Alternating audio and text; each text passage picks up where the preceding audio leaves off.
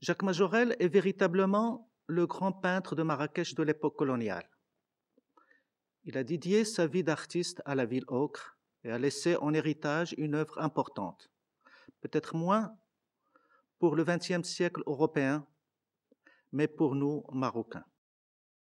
Orienté d'abord vers l'étude de l'architecture à l'école des beaux-arts de sa ville natale, il part à Paris pour s'inscrire à l'Académie Julian en 1906.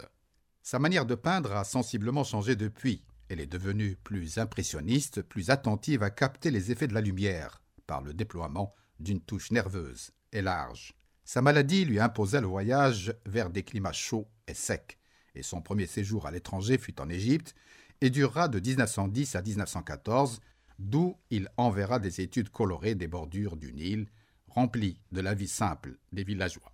Il arriva à Marrakech en 1917 sur une invitation du général Lyautey et s'installa dans la partie musulmane de la ville, habitué depuis son séjour égyptien à se mêler aux autochtones. À Marrakech, Majorelle sera très attentif à la vie des Marocains, probablement parce qu'il ne se considérait plus comme un peintre voyageur.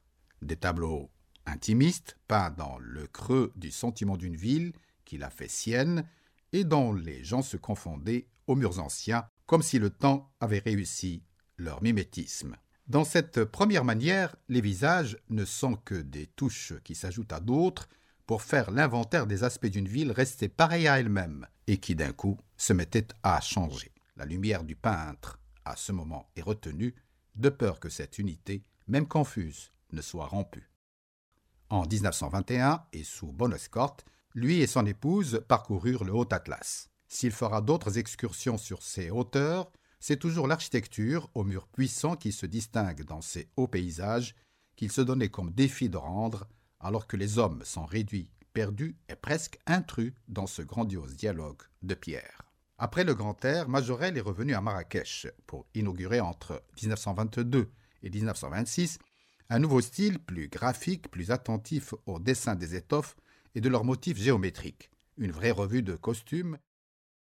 Ces gouaches et ces fusains de l'Atlas de 1927 à 1930 ont profité de ce retour au dessin et tous les contours sont soulignés, qu'ils soient des montagnes, des maisons et des bêtes. Les mouvements des hommes ont gagné en naturel et en distinction parce que le peintre a fini par comprendre leur grandeur, occultée par la majesté des paysages. Et quand enfin, installé dans sa villa et son immense jardin, Majorelle entama en huis clos à partir de 1934 un dialogue d'atelier avec des corps ébènes de jeunes femmes noires, une habitude chez les artistes à l'approche de la vieillesse. Et puis, repu, Majorelle accomplit alors une sorte de passage en revue de toutes les techniques qu'il a utilisées séparément durant sa longue présence en terre marocaine. Il en est sorti des grandes compositions, dont les deux plus connues sont aujourd'hui à la wilaya de Casablanca.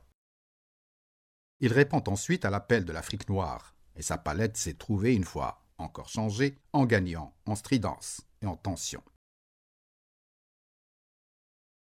C'est avec cette dernière manière qu'il retourna sur ses vieux sujets marrakchi. Quand nous voulons faire défiler notre histoire récente, ces images sont déjà confondues avec tout ce qui fait mémoire dans le sud marocain.